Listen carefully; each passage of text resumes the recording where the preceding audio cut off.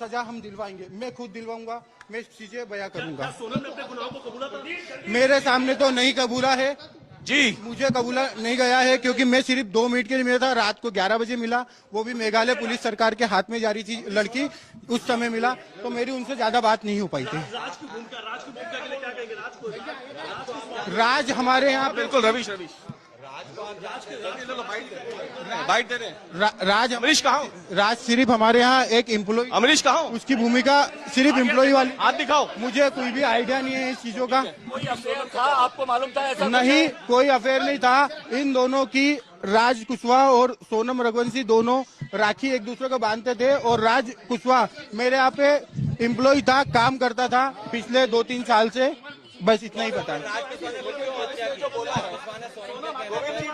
स्पष्ट कहा है कि सोनम बहुत ज्यादा संपर्क में थी राज के। वो संपर्क में होगी, क्योंकि एजा एम्प्लॉई भी संपर्क में थी, और बाद में मुझे इसका आइडिया नहीं है।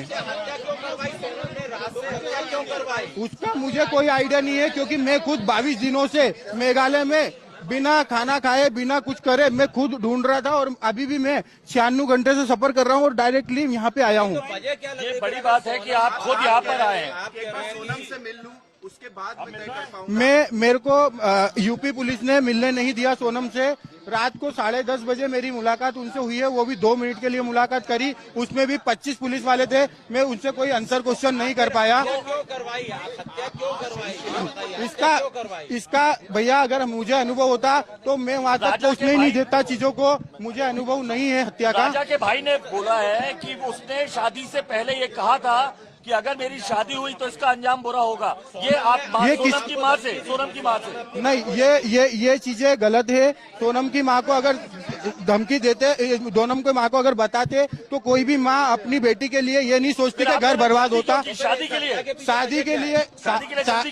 के लिए जो जल्दी करी गई है, वो जो भी पंडितों ने मुहूर्त निकल आया था, वो मुहूर्त सिर्फ उस दिन का लास्ट था, 11 मई का। हमने 4 मुहूर्त निकलाए थे, 11 मई लास्ट था, और उसके बाद में